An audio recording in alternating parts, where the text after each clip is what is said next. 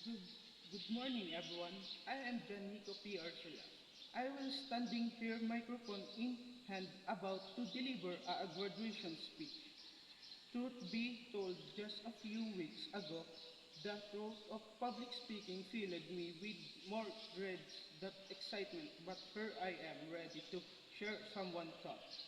My journey through graduation school has been a straight line.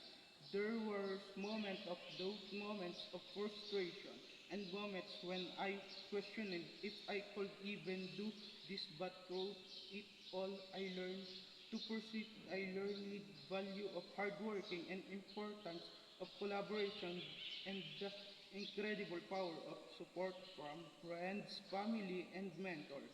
Many of words are there tonight.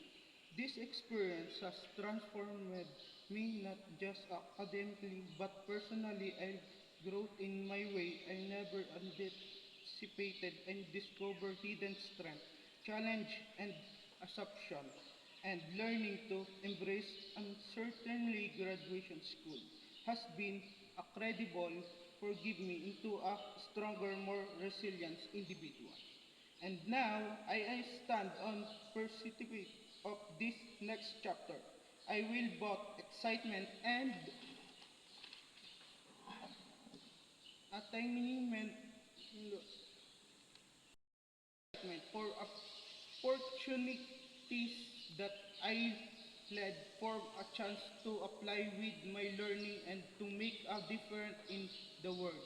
But also a little sadness at leaving behind the commanders that intellectual stimulate and support environmental that had been home the past year.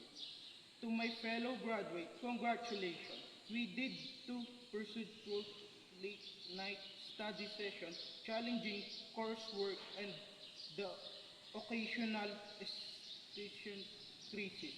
Let's celebrate our achievement and let's carry the lesson we have learned, the friendship and will forget and the memories will made with us into the future.